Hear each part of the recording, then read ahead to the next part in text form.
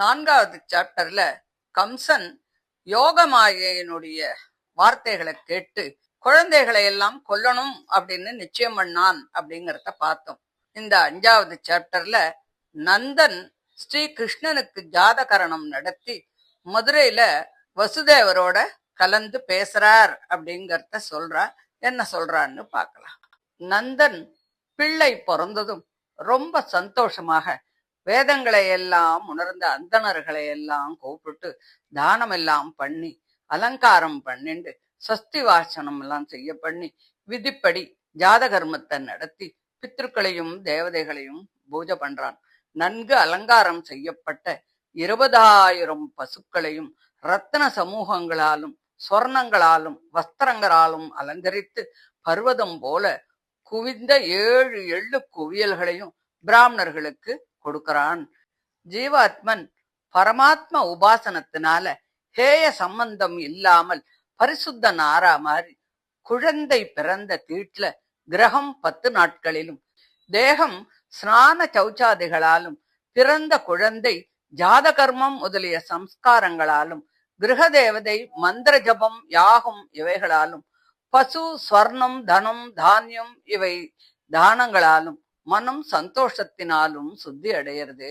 அந்த நந்தன் நன்னா ஸ்நானம் பண்ணிட்டு சஸ்தி வாச்சனம் எல்லாம் நடத்தி பசு ஸ்வர்ணம் முதலிய தானங்களையும் கொடுத்தான். அப்போ பிராமணர்கள் சஸ்தி மந்திரங்களை எல்லாம் படிச்சா புராணம் சொல்கின்ற சூதர்களும் வம்சாவளி எல்லாம் பத்தி படிக்கிற மாகதர்களும் ஸ்துதி பாடர்களுமான வந்திகளும் சங்கீத பாடகர்களும் புராணாதிகளை எல்லாம் பாடினா. வேரி வாத்தியங்களும் துந்துபியும் முழங்கிச்சு. கோகுலத்துல வீடுகள்ல பூ மாலைகளாலும் புதிய வஸ்திரங்களாலும் தளிர் தோரணங்களாலும் அலங்காரம் பண்ணி இருந்தா. பசுக்களும் எருதுகளும் கன்றுகளும் மஞ்சள் எண்ணெய் இவைகளெல்லாம் பூசப்பட்டு தாதுக்கள் மயில் தொகைகள் பூ மாலைகள் புதிய வஸ்திரங்கள் பொற்சங்கிலிகள் இவைகளோடு இருந்தது. இடையர்கள் எல்லாம் விலையுயர்ந்த வஸ்திரங்களையும் ஆபரணங்களையும் கவச்சங்களையும் தலைப்பாகைகளையும் போட்டுண்டு கைகள்ல பல உபகாரங்களை எல்லாம் எடுத்துண்டு நந்தனுடைய கிரகத்துக்கு வந்தா. இடை பெண்களும் யசோதைக்கு பிள்ளை பிறந்திருக்கிறத கேட்டு ரொம்ப சந்தோஷத்தோடு ஆடை ஆபரணங்கள் சந்தனம் இவைகளெல்லாம் போட்டு தங்களை நன்னா அலங்காரம் பண்ணிண்டு முகத்துல குங்குமம் இவைகளை எல்லாம் இட்டுண்டு பல உபகாரங்களை கையில எடுத்துண்டு வேகமாக யசோதையனுடைய கிரகத்துக்கு வந்தா. காதுகள்ல ரத்தன குண்டலமும் கழுத்துல பதக்கமும் அறையில ஆடையும் கைகள்ல வளைகளும் போட்டுண்டு நந்தனுடைய மாளிகைக்கு வேகமா போனா. இடைப்பெண்களோட நடை வேகத்தால அவிழ்ந்த தலை சுருக்கிலிருந்து வழியிலே பூ உதிர தலை மயிர்களும் கொங்கைகளும் முத்து மாலைகளும் அசைவதால ரொம்ப அழகா இருந்தது. அந்த கோபிகைகள் அந்த பாலகனை பார்த்து எங்களை நெடுங்காலம் பாதுகாக்கணும் அப்படின்னு ஆசிர்வாதங்களை பண்ணி மஞ்சள் பொடிகளையும் எண்ணெய் கந்த பொடி முதலிய பல வகையான பொடிகளையும் ஜலத்தையும் ஒத்தர் மேல ஒத்தர் வாரி அரைச்சுண்டு எல்லோரும் பாடுறா ஆடுறா. சர்வலோகேஸ்வரனான ஸ்ரீ கிருஷ்ணன் பலராமனோடு நந்த கோகுலத்தை அடையும் போது அந்த மகோத்சவத்துக்காக அற்புதமான பல வாத்தியங்கள்லாம் முழங்கித்து. இடையர்களும் ரொம்ப சந்தோஷத்தோட தயிர் பால் நெய் ஜலம் வெண்ணெய் இவற்றை ஒத்தர் மேல ஒத்தர் வாரி பூசிண்டு தூவறதுமாக விளையாடினா. நந்தன் சூதர் முதலியவர்களுக்கும் மற்றும் சாஸ்திரம் முதலிய வித்தைகளால் ஜீவிக்கின்றவர்களுக்கும் ஆடை ஆபரணம் பசுக்கள் எல்லாம் கொடுத்து அவாவாளுக்கு உரியபடி பூஜை பண்ணினான். வசுதேவனுடைய பாரியையாகிய மிகுந்த பாக்கியசாலியான அந்த ரோஹிணி தங்கள் கிரக தேவதையான விஷ்ணுவினுடைய ஆராதனத்திற்காகவும் தன் பிள்ளையினுடைய நன்மைக்காகவும் திவ்யமான வஸ்திரங்களையும் பூ மாலைகளையும் கண்டாபரணம் முதலிய ஆபரணங்களையும் போட்டுண்டு நடமாடிக்கொண்டு இருந்தா. ஸ்ரீ கிருஷ்ணன் பிரவேசிச்ச அன்று முதல் நந்தகோகுலம் எல்லா சமிருத்திகளும் நிறைஞ்சு பரமபுருஷன் வசித்து கொண்டு இருக்கிறதால மகோத்சவம் முதலிய பல நல்ல குணங்கள்லாம் அமைஞ்சு ஸ்ரீ மகாலட்சுமி விளையாடுற இடம் போல இருந்தது. நந்தன் கோபர்களுக்கு கோகுலத்தை பாதுகாக்கும்படி ஏற்பாட்டை பண்ணிட்டு கம்சனுக்கு வருஷந்தோறும் செலுத்த வேண்டிய கப்பத்தை கொடுக்கறதுக்காக மதுரைக்கு கிளம்புறான்.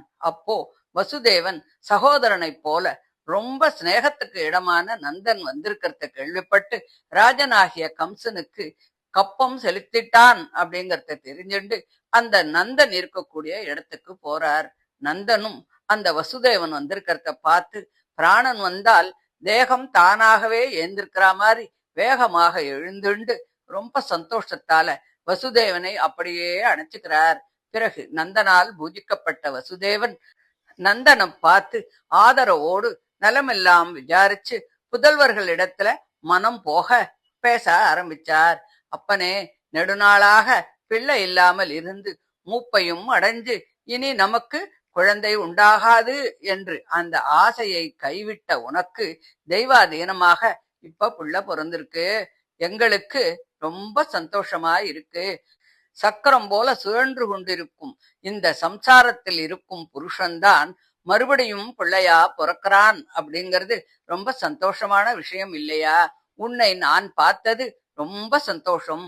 அன்பிற்கு இடமானவர்களை பார்க்கறது அரிதாச்சே. இந்த ஜென்மத்துல நான் உன்னை கண்டது எனக்கு மறுபடியும் பிறந்தது போல இருக்கு.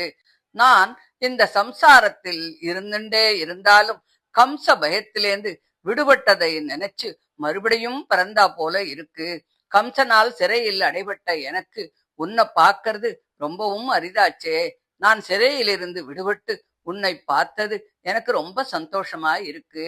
நண்பா, பிரகாரத்துல அடிச்சுண்டு போற கட்டை முதலியவைகள் ஓர் இடத்துல சேர்ந்து இருக்க முடியாதது போல பல கர்மங்களை உடையவர்களும் அந்தந்த கர்ம வேகத்துக்கு தகுந்தபடி பல இடத்துல சுற்றும்படி தூண்டப்படுபவர்களுமான பிராணிகள் நட்புடையவர்களாக இருந்தாலும் கூட சந்தோஷமாக ஒரே இடத்துல கலந்து இருப்பது ரொம்ப கஷ்டம்.